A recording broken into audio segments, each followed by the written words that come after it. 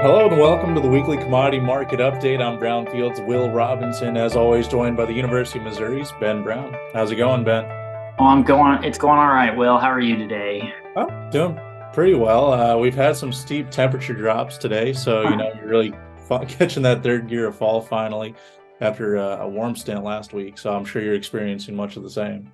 Yeah, it kind of caught me off guard actually. When I left I went out of town, out of state actually this weekend, and when I left on Thursday, it was 70 degrees. And over the weekend, when I realized we were gonna have below freezing temperatures, I had to text my neighbor to ask him to go unhook my garden hose, so I wouldn't freeze my pipes in my house. So hopefully, I get home and everything's fine. I haven't been home yet today, so fingers Well, crossed. fingers crossed your basement isn't flooded or something like That's that. right. Yeah. No, it'll be fine, I'm sure. But we did see some light losses other spots across the markets, not just in temperature. So a quick rundown here on what we saw in the week. December 23 corn down 12 cents at 478. December 24 corn down 7 cents at 511. November 23 soybeans down 4 cents at 1282. November 24 soybeans up 6 cents at 1265. The soybean oil contract for December was up 0.45 cents at 52.39. That's cents per pound.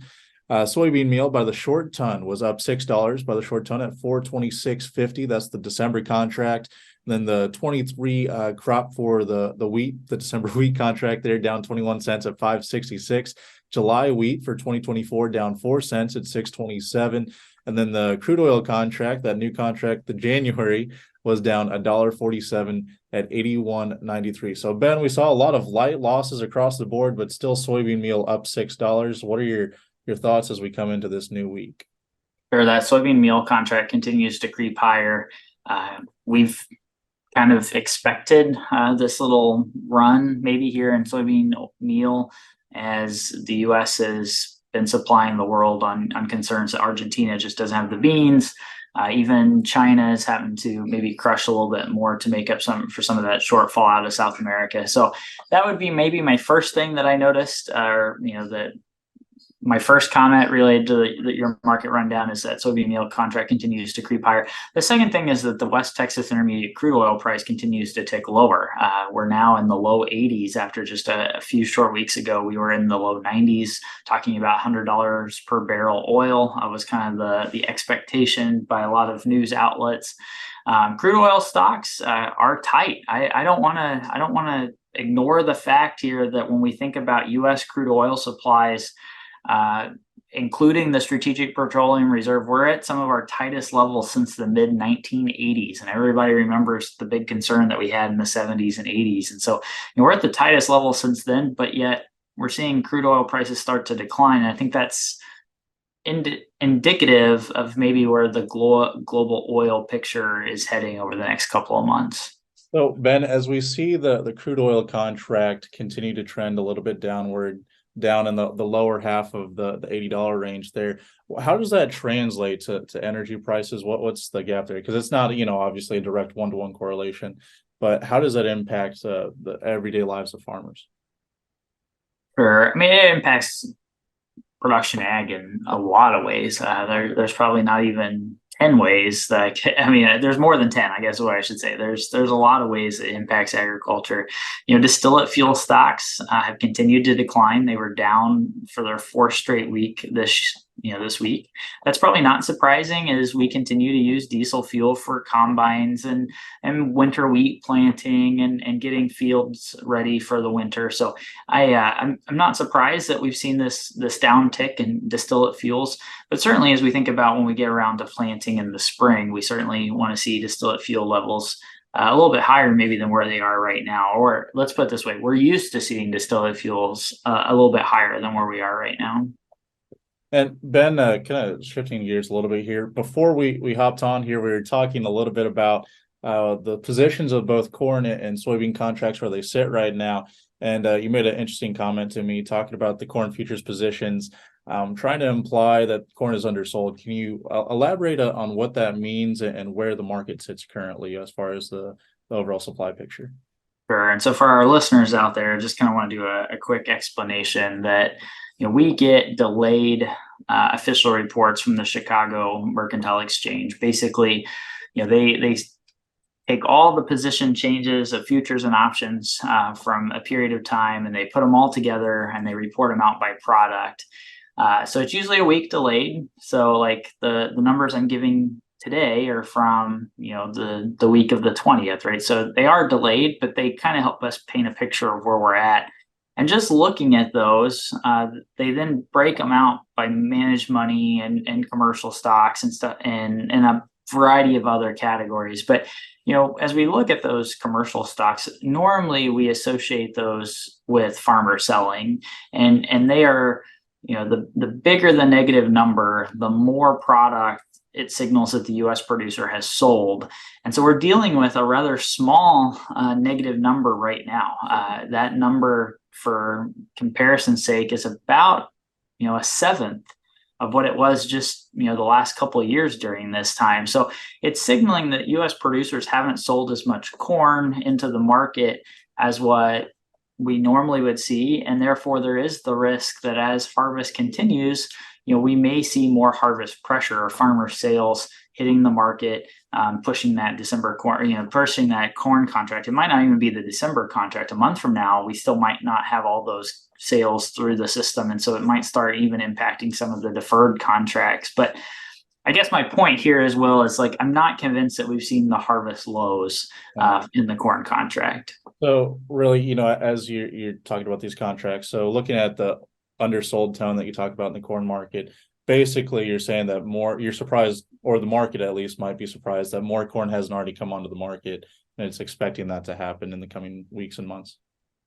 Well, potentially, right? So I think the risk here, maybe I shouldn't even say the risk. If we see any type of rally in corn, it's going to pull in more sales into the market and bring the price back down. So I guess twofold here. One, I don't think we can sustain a significant upside rally in the corn market, at least in the current time. And then the second part of this is there's probably actually even some more downside risk to these corn markets than upside risk at the current moment, right?